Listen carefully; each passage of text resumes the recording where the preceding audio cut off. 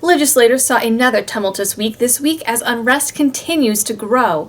Utah Representative Jason Chaffetz was booed out of a town hall meeting after suggesting that Trump, as president, is exempt from conflict of interest laws.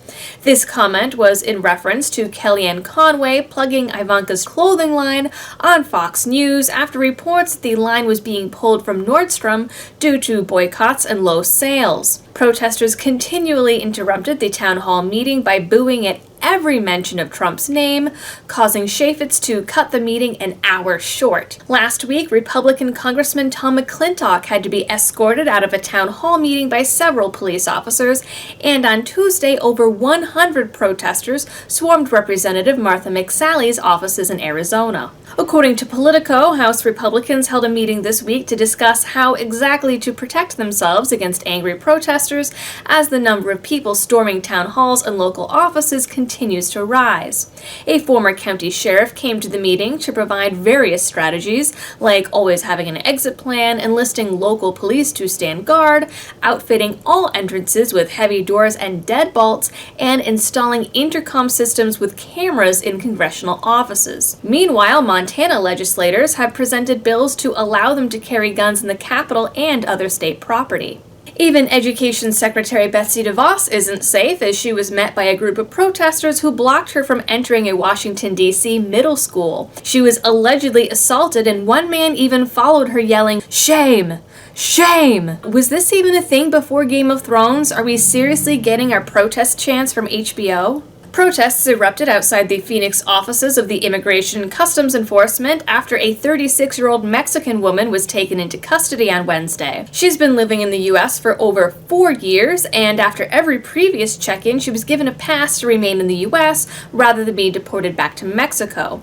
Immigration released a statement that the woman was not detained based on Trump's executive orders, but rather due to a felony conviction dating back to 2009, which then led to a removal order issued by the Department of Justice in 2013, but she had appealed the order, and immigration instead decided that she could stay in the country provided she checked in yearly. Why she was detained now is unknown.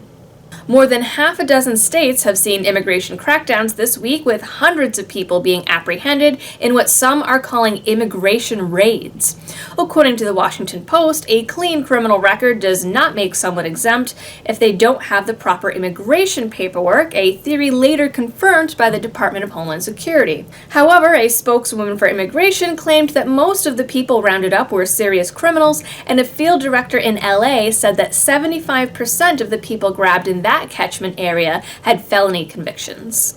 This week, the Ninth Circuit Court of Appeals also ruled against Trump and his immigration bans, keeping in place a nationwide temporary restraining order that forbids the government from enforcing the travel block on Muslim countries. Trump responded via Twitter, threatening to see the court in court!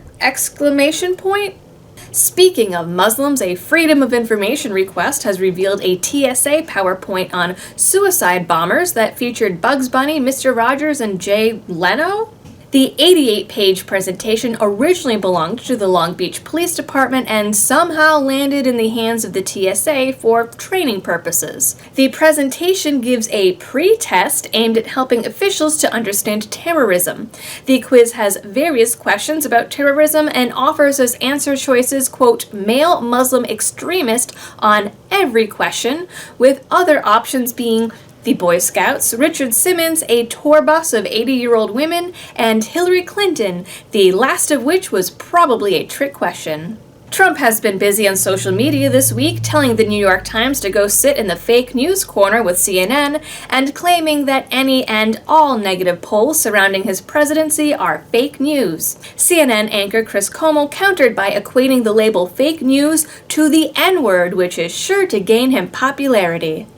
But Trump wasn't the only lawmaker on social media this week. After Trump jokingly, threatened to end a Texas senator's career over civil asset forfeiture, Pennsylvania State Senator Dalen Leach called him a, quote, fascist, loofah-faced shit-gibbon. Let me repeat. A U.S. politician called the president a shit-gibbon. not once, but twice on both Facebook and Twitter. Now, we're not talking about Mr. Leahy Trailer Park Supervisor and the shit winds and the shit storms and the shit tornado. Oh, that's greasy. We're talking about a U.S. Senator. Our politicians are calling each other shit gibbons, and we're giving them hundreds of thousands of dollars of taxpayer money to do this. South Carolina Senator Tim Scott, the GOP's only black senator, also stood on the Senate floor Wednesday and read out loud racist tweets he had received from what he labeled the liberal left after announcing his support for Jeff Sessions.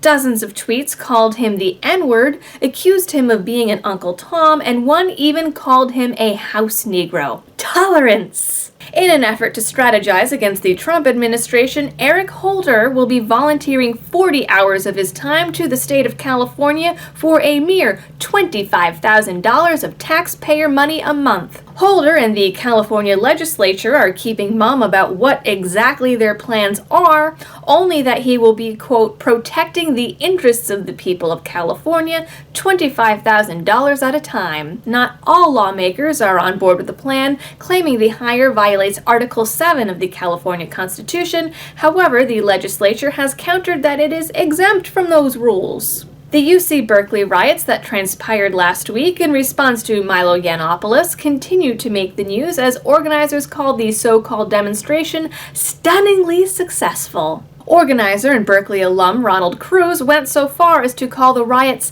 self-defense against fascism and praised those that had broken windows and destroyed property, saying, quote, windows can be replaced. Milo has suggested he wants to try to return to Berkeley, and Cruz has threatened to repeat the same violence. Despite rioters destroying property, attacking cars, looting stores, and assaulting attendees, organizers state they have no regrets. Meanwhile, Milo has soared in Google searches, got hundreds of thousands of new followers, and has inspired a Tennessee bill that would protect free speech on college campuses, which is clearly the dastardly deed of a fascist.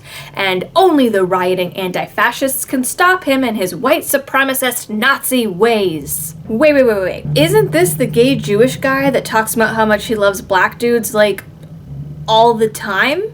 This is especially pertinent after a new report from the Foundation for Individual Rights and Education revealed that at least 2.8 million students attend universities with bias response teams that seek to police offensive speech. Furthermore, 42% of the teams include local police officers. Many of these schools, most of which are public universities, all define bias differently, and some even include rules against making comments about whether or not someone smokes. If you remember, back in November, such bias response teams led to police investigating a post-it note as a hate crime at Edgewood College in Wisconsin. Evergreen State College in Washington is so concerned with bias that it has created an anti-bias workshop for toddlers.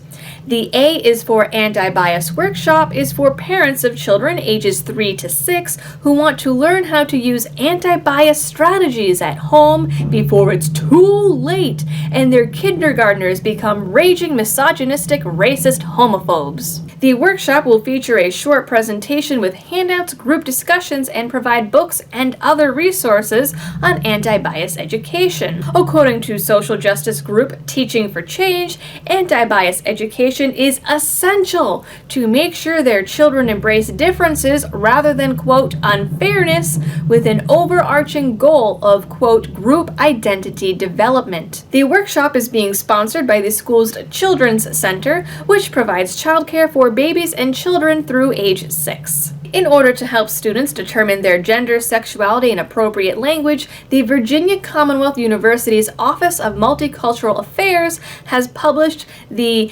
LGBTQIAAPP Terminology Guide and included color illustrations for those still unsure. According to Gallup, the American public estimates that approximately 23% of Americans are within the LGBT spectrum, but both Gallup and the Williams Institute report report that the actual number is only 3.8%. Trump signed a new batch of executive orders this week. One order is aimed at the new Attorney General, Jeff Sessions, creating a crime reduction task force, despite the fact that crime has been steadily dropping for decades and continues to sit at historic lows, with the exception of Chicago. The order, while perhaps well-intentioned on the surface, instructs the task force to determine the adequacy of current laws and suggest new laws naming new crimes and create new budget plans for the Department of Justice, whose budget has already been on an upward climb for many years. A second order is aimed at reducing violence against law enforcement. This order also aims to create new laws and increase the penalties for anyone who commits violence against federal, state, local, or tribal law enforcement,